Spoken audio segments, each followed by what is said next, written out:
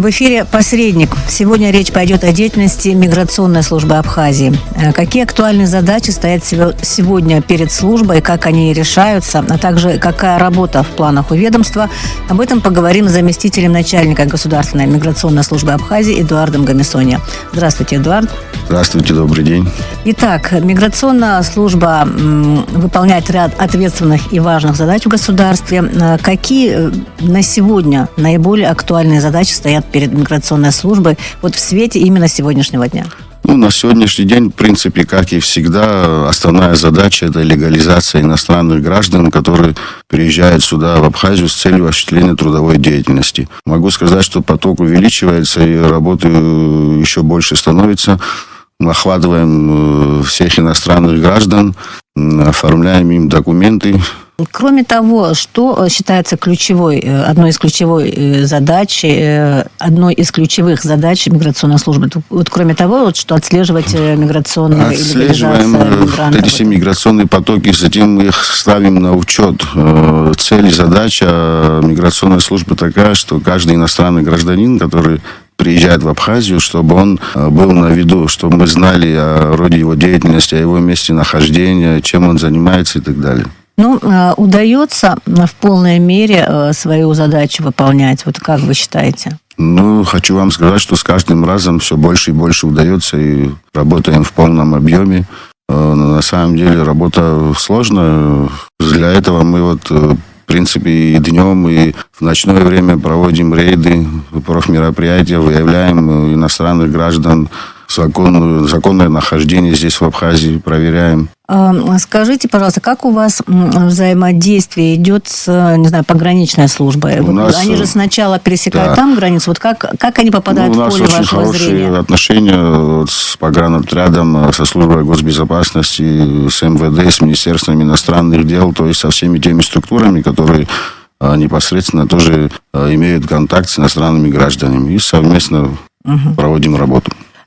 Все-таки хотелось бы более подробно, чтобы вы рассказали о том, как отслеживаются вот эти миграционные потоки. И, может быть, вы могли бы сказать, насколько у вас картина соответствует тому, что происходит на самом деле. Есть ли какие-то признаки того, что вы знаете, да, это так и есть, или же, например, что-то мы здесь упускаем? Бывают такие моменты? Я думаю, такие моменты бывают в любой работе, не только нас касаемо. Понятно, да. Да. Но в основном, еще раз хочу повториться, что в основном охватывается все, и, в принципе, все действия иностранных граждан, которые находятся у нас здесь, они практически под контролем. Тогда нам было бы интересно узнать, каков, скажем так, состав миграционных потоков, да? Откуда, из каких стран в первую очередь? Может быть, вы могли бы какие-то цифры привести? Я вам скажу, что около 60 стран, граждане около 60 стран находятся здесь, в Абхазии. То есть это может быть один человек, может быть 200 человек, грубо говоря, но мы ведем строгий учет. Но в основном, конечно, это самые основные потоки мигрантов, это из Средней Азии. Какая-то определенная страна? Допустим, Узбекистан. Больше, да? Больше всех Узбекистан. Из всех иностранных граждан, которые у нас находятся, больше всего это граждане Узбекистана. А так к нам, конечно, тоже попадают из таких экзотических стран, как Мадагаскар, Кот-д'Ивуар и так далее, но это единицы. Кстати, не совсем единицы. Иногда даже так визуально довольно часто в последние пару лет встречаются люди, чернокожие, да, те, которые как-то обычно у нас здесь не появлялись. Каким образом они здесь появляются, чем они здесь занимаются, как надолго остаются и так далее? Вопрос понял. Я когда сказал единицы, я имел в виду конкретно страны, а так, конечно, немало здесь. Это все в основном студенты российских вузов. Когда у них заканчивается российская виза, они должны выехать из страны. И так как граница Абхазии и России у нас для них ближе, чем куда-то, допустим, улетать в свою страну, они приезжают сюда, месяц здесь находятся, берут в МИДе туристическую визу, оформляются, и затем ждут российскую визу в посольстве, в российском посольстве. После того, как они там получают российскую визу для того, чтобы они могли въехать в Россию, они уезжают. То есть они надолго здесь не остаются. Это мы тоже четко контролируем и знаем, потому что эти вопросы не только вы задаете, все нам задают, да, и нам самим это интересно, это работа наша. Ну, вообще, на какой срок обычно они приезжают? Вот сколько время длится эта вся процедура? Ну, они приезжают на месяц, на 2. До тех пор они могут и через неделю уехать. Это зависит от того, как они получат российскую визу. На самом деле, мы знаем, что мигранты приезжают сюда в основном на работу. И вот если говорить вот о студентах, да, которые вот из российских вузов здесь хотят, чтобы поставить штампы там, с визой, чтобы все было нормально. Вот они же устраиваются тоже на работу. Да, вот что я хотел сейчас сказать. Если виза задерживается у них, они уже по истечении месяца обращаются к нам и проходят ту же процедуру, что все остальные иностранные граждане. И там месяц-два, пока здесь остаются, им жить надо, они начинают трудовой деятельностью заниматься, и поэтому оформляются, легализовываются. Да, то есть они приходят туда в службу, регистрируются, получают разрешение на работу. Проходят все медицинские обследования, проходят, прежде чем получить у нас, я неоднократно рассказывал, в принципе, здесь, что прежде чем получить какой-то документ, иностранный гражданин, он должен пройти строгое медицинское обследование. Там есть определенные виды анализов, которые они должны пройти. Потом на основании этого мы выдаем им медицинскую справку. Затем они получают визу. Затем ставят их на учет. И затем уже получают разрешение на работу. А где в основном работают? Ну, в основном у нас такая тенденция, где-то около 95% иностранцев, они работают на стройках, там, разнорабочие. Ну, сейчас вы говорите о выходцах из Средней Азии. Я имела в виду этих студентов. Я просто видела их. Студенты то же самое, тоже, да. Они тоже, вот кто-то на мойке работает, кто-то там, то есть... Даже парикмахерская видела работу. Просто подрабатывают, да? Там на определенный момент мы вот так общаемся с ними. Ни у кого из них нет остаться здесь цели такой. Они просто, у них своя цель получить визу, поехать обратно в Россию. Но если говорить о более крупных миграционных потоках, вы сказали, это выходцы из Узбекистана. Какие еще страны представлены? Узбекистан, Таджикистан.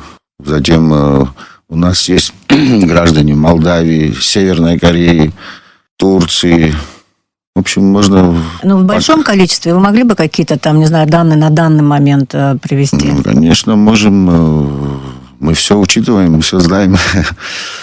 Допустим, на данный момент около 3000 граждан – это граждане Узбекистана. Если говорить о других? Из других там значительно меньше, там около 350, может, Северная Корея, но они сейчас тоже уезжают. Новые пока не приехали. В общем, остальные так десятки. Но самое большое количество – это граждане Узбекистана. Угу. Если говорить о том, вот, где они устраиваются, вы сказали, это строительные какие-то работы, да, они приезжают специально для того, чтобы работать. Как они потом вот здесь обустраиваются? Как вы имеете возможность отследить, как вы говорите, где они находятся, чем они занимаются и прочее? Ну, естественно. Каким образом вы это делаете? Мы по факту выявляем, приезжаем на стройки, на какие-то объекты, проверяем на наличие иностранных граждан, допустим, в той или иной организации. Наша служба проверяет практически все организации в стране на предмет наличия иностранных работников. И то есть все можно узнать. Эдуард, вот вы сказали 3000 человек только из Узбекистана, 3, да? Вот, только из Узбекистана. Если смотреть на там, цифры предыдущих лет, какая тенденция отслеживается? В сторону увеличения миграционных потоков, уменьшения? И вот что-то беспокоит ли в связи с этим? Тенденция, знаете, какая вот уже... более десятка лет нам, вот, что мы наблюдаем определенное количество людей всегда. То есть в 2-3 раза, чтобы люди увеличились, такого не бывает. Это зависит и от необходимости рабочей силы и так далее. И, то есть практически стабильно, можно сказать. Ну, конечно, вот последние 2 года есть тенденция к увеличению Намного? Я бы не сказал, что намного. Каждый месяц, допустим, вот учет ведем, может быть, на 100 человек в месяц максимум. Скажите, пожалуйста, вот понятно, когда мигрант сюда приезжает, он устраивается на работу, какой-то вот трудовой ресурс он на себя забирает. Дети идут учиться в школу, опять-таки, да, в школьные места. Я сейчас ни к чему, понятно, все люди, все хотят жить, работать, образовывать своих детей и так далее. Но, тем не менее, если смотреть в соотношении, как вот миграционная служба оценивает, много забирает ресурс миграционный, скажем так, от тех, которые здесь постоянно проживают, или же нет? Я вам скажу, здесь, знаете, как получается. Прежде чем мигрант сюда приезжает, он просто так сюда не приедет. Наши работодатели, в основном, очень многие, они через иностранных граждан ищут рабочих, звонят туда, на их родину, и оттуда люди уже приезжают, зная, чем они будут заниматься. То есть, вот так иностранец просто, чтобы приехал сюда и здесь ходил, искал работу, такого практически нету. То есть, они... То есть они не то, что сами придумали, решили, что приехать на заработок. Есть необходимость, да. А то, что касается вот в организации, допустим, если какая-то организация нанимает иностранную рабочую силу в количестве более 10 человек, то мы у работодателя требуем справку, он в фонд занятости идет на такие места, вакансии, там кто-то есть или нет, и только после этого... Давайте немножко поговорим об этой взаимосвязи между работодателями и мигрантами. Да? Вот вы сказали, что в основном... В сфере обслуживания и на строительстве в основном. Требуются там они, да. Вызывают прямо из Абхазии, там чуть ли не поименно. Вообще как-то это странно, там какая-то биржа существует или что, как это происходит? Нет, знаете как, вот здесь находятся иностранцы, и они своих вызывают оттуда, когда работа появляется. Вот когда пару лет назад, когда был карантин, к нам работодатели, главы администрации к нам обращались, приходили, говорили, вы не можете так сделать, чтобы кто-то приехал нам в коммунальной сфере, там нужны работники, там нужны. Мы что могли сделать? Мы говорим, приедут, обратятся к вам, как иначе. То есть есть такая потребность на самом деле. А вообще какая-то база существует, куда может, допустим, у вас, я имею в виду, куда может прийти человек, которому нужна там помощь в работе и так далее, чтобы у него были какие-то сотрудники, работники, да, те же рабочие, прийти к вам, и чтобы вы могли им найти вот кого-то? Нет, такого... Или это все сарафанным радио? Это все сарафанное радио, такого у нас нету. У нас есть своя база данных, где все данные иностранного гражданина там зафиксированы за всю деятельность миграционной службы. Если хотя бы один раз он здесь был, все его данные у нас есть. То есть в случае чего мы можем личное дело поднять и все узнать. Если говорить о официальной базе, есть, наверное, неофициальная база? Нет, у нас официальная база. Но я имею в виду, когда, просто, не знаю, мигранты, где-то вот есть у них место, где они собираются, допустим, если кому-то нужна помощь даже там в строительстве собственного дома, там каких-то работ на участке и так далее, они просто идут...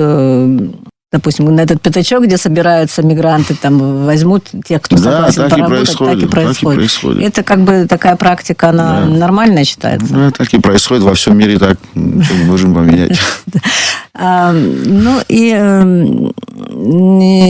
Насколько вообще учитывается пропорциональность, я имею в виду, занятых мигрантов и рабочих, и количество рабочих мест с тем, чтобы и местное население тоже имело возможность поработать? Или вы считаете, эти потоки идут параллельно, не пересекаются? Друг друга не забирают. Не забирают и не пересекаются, потому что в основном они работают вот в этой сфере, в сфере строительства и так далее. Все, как-то... А что касается того, насколько интегрируются здесь эти люди? Они не стремятся к этому? Как вот происходит в жизни? То есть их дети обучаются в наших школах, там работают взрослые в наших организациях. Вот как происходит? Ну, в основном вот их связь? цель приехать сюда, заработать деньги и уехать. Да, в основном такая цель. То есть никто не остается? Просто мне интересно... По закону они не имеют права остаться, они могут год здесь находиться, еще на год продлить, и потом они должны выехать. То есть, если они выехали, а потом там, через некоторое время заехали, это уже получается вновь прибывший иностранный гражданин. Скажите, пожалуйста, вот сегодня законодательные акты, которым руководствуется государственная миграционная служба, они полностью соответствуют тому, вот, что на практике необходимо для осуществления своей цели? Да, конечно, поправки вносятся, все делается для того, чтобы контролировать иммиграционный процесс. И на самом деле вот в 2016 году вышел закон о правовом положении иностранных граждан, чем мы руководствуемся. Потом въезд и выезд из Республики Абхазия. Недавно, сейчас положение о временном учете иностранных граждан вот с 1 января действует. То есть все делается для того, чтобы четко контролировать любого иностранного гражданина, который заезжает в Абхазию. Это цель, сами понимаете, это трудовые мигранты приезжают, уезжают, работают, но это главная цель, это безопасность государства, потому что мы должны знать, кто сюда заехал, зачем заехал. Это такая вот работа у нас. Иногда наш МВД дает сообщение о том, что вот те или иные выходцы из Средней Азии там задержаны с наркотиками и так далее, и так далее. А вот как они просачиваются? Вы знаете, мы занимаемся трудовыми мигрантами. Они как эти туристы люди, сюда возят? Ну, видимо, да, нам они не попадались. Видимо, заехали на пару дней. Сейчас не знаю на этот вопрос ответа, честно говоря. Кстати, вот что касается туристических потоков, приезжих, которые приезжают, сразу уезжают или какое-то время остаются, миграционная служба каким-то образом отслеживает эти потоки? Вы знаете, вот пока еще сезон туристический не начался, как бы, вот с 1 января нам вменили временный учет иностранных граждан по месту пребывания, временного пребывания. Если человек здесь находится до 14 дней, мы его на учет не ставим, потому что в основном туристы, которые приезжают, они на 10 дней, на 2 недели приезжают. Кто остается на более долгий период, естественно, мы их берем на учет на срок его временного пребывания. А туристы, которые находятся там в гостиницах, в домах отдыха и так далее, то они должны в тот же день встать на учет там у себя в этом заведении, и потом уже оттуда нам пересылают данные. Угу. Ну, то есть, если мы, например, захотим узнать, какое количество туристов к нам приехало, допустим, за какой-то период, мы можем у вас поинтересоваться? Нет, это мы трудовыми мигрантами в основном занимаемся, понимаете, это насчет трудовых мигрантов можете спросить все, мы вам поименно можем их назвать, а туристами... Угу. Кстати, вот вы говорили о том, что все находятся в базе, даже если один раз кто-то в жизни приехал, да, больше никогда не приезжал, все равно все остается. Насколько база вообще полная, насколько вот эти программы, которые есть специальные для работы миграционной службы, удобны? Ведется ли какая-то работа, которая, может быть, усовершенствует? Да, конечно, мы каждый раз усовершенствуем, потому что с каждым разом какие-то новые нюансы появляются. Ну, с опытом, естественно, что-то нужно новое добавлять, и у нас база достаточно такая серьезная. Можно любую информацию, которую нам предоставили, которую мы хотя бы один раз в базу внесли, она там у нас будет находиться. Вы сказали о положении, которое с этого года начало работать. В чем там суть? Это учет иностранного гражданина по месту временного пребывания. Человек вот приехал сюда в Абхазию, он должен встать на временный учет. А раньше не так было? Раньше была регистрация. Раньше делали регистрацию людям. А сейчас вот мы от этого слова как бы ушли, и сейчас мы ставим на временный учет. А что поменялось из-за этого? Поменялось то, что это вменили нам. Сейчас миграционная служба этим занимается. Раньше это... Тоже для учета как бы. Да, естественно, да. там все данные вводятся, и для того, чтобы получить вот этот временный учет, иностранный гражданин, он должен прийти с хозяином дома, где он живет, с домовой книгой, и мы уже его ставим на временный учет именно там, где он будет находиться. И это облегчает работу. Если мы хотим узнать, кто или иной гражданин где находится, мы поднимаем материал, смотрим адрес и можем его выявить. Выполняете рейдовые мероприятия. Конечно. Совместно с кем проходят эти рейды? И что обычно выявляется? Вот если вот вы приехали с проверкой, какие нарушения бывают, например? Нарушения бывают. Вот приехал иностранный гражданин, но к нам не обратился. Это уже нелегал. Получается, мы выявляем его, составляем на него административный материал, отправляем в суд, потом суд выносит решение, и после этого мы уже его легализуем. Угу. А было ли, что работодатель был оштрафован из-за того, что, допустим, как бы не заявил о том, что использует мигрантов как рабочую силу и так далее? У нас были такие моменты, когда мы работодателей штрафовали, потому что у них выявлялись незаконные мигранты. Но вот последний год-два такая тенденция, что работодатели сами приходят, сами оформляют, сами все делают, потому что они знают, чем это чревато, там очень большие штрафы, и поэтому лучше оформить иностранного гражданина, чем потом проблемы создавать. Есть такая государственная пошлина за счет деятельности Государственной миграционной службы Абхазии. Вот насколько, если она есть, и насколько эта сумма значительна, и куда она идет? Государственная пошлина, вы имеете в виду, что имеете в виду? Ну, смотрите, общая сумма государственной пошлины за счет деятельности Государственной миграционной службы Республики Абхазия. Да, это с каждым годом наращиваем оборот, и это, допустим, иностранный гражданин, когда оформляется, там оплачивает за визу, за разрешение. Это там пошлина, естественно, документы, чтобы делать. И потом все это идет, естественно, в бюджет. И вот с каждым годом у нас за счет нашей деятельности повышается эта сумма.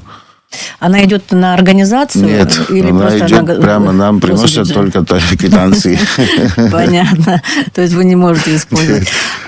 И вот почему я спрашиваю о бюджете, потому что наверняка работа хлопотная, нужны специалисты, нужны люди, а специалисты миграционной службы должны во многом разбираться, в том числе там, в законах. Ну, естественно, у нас в основном все люди, которые прошли юридическое образование, там, с экономическим образованием. Есть ли проблемы с кадрами? Как вы ее решаете? Нет, проблем с кадрами, слава богу, у нас нет.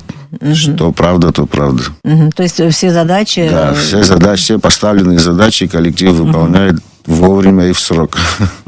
Ну, насколько квалифицированы ваши специалисты? Вот как вы их оцениваете? Вы знаете, если взять, допустим, сотрудника миграционной службы в России, в Абхазии, вот, ну, понятно, там есть разница, может быть, в масштабах, но в подготовленности, например. У нас все сотрудники, которые начали работать с первого дня, 90% таких, и поэтому они очень опытные, с опытом и справляются с любой работой, квалифицированные. На самом деле у нас есть сотрудники, вот, в основном, которые работают там, в визовом отделе, там, в разрешительной сфере, которые владеют, помимо юридического образования, еще владеют английским языком, чтобы легче было с иностранцем разговаривать, общаться и так далее. Были ли случаи, когда иностранных граждан все-таки выпроваживали за пределы Абхазии? Конечно, суд выносит решение. У нас есть такое понятие, как добровольный выезд. Суд, если вынес решение выдворить, он должен сам добровольно покинуть Абхазию, мы просто проконтролировать его должны. Обычно в чем заключается вина, условно говоря, этого человека? Вина заключается, если неоднократно нарушал законодательство миграционное, там, не оформлялся, не легализовывался и так далее. Все, да, тогда выносит решение. Если говорить о том, что все-таки сложно реализовывать миграционная служба, какие при выполнении своих задач, что самое трудное, да, труднореализуемое, хлопотное, связано с затратами нервов и времени? Вы знаете, вот с начала деятельности службы у нас в основном проблемы возникали с работодателями, потому что когда мы приходили с проверкой и говорили, вот у вас иностранный гражданин, надо его легализовать и так далее. Ну, вначале люди не понимали этого. Ну, тихо-тихо уже все поняли, уже, видимо, нам тоже уже 14 лет почти. Ну, то есть никаких особых сложностей нет. Вы не ощущаете в реализации своих задач. Об актуальных задачах, которые стоят сегодня перед Государственной миграционной службой Абхазии, о том, как они решаются, а также что в планах у ведомства. Об этом мы говорили с заместителем начальника Государственной миграционной службы Абхазии Эдуардом Гамисония. С вами был «Посредник». Диалог с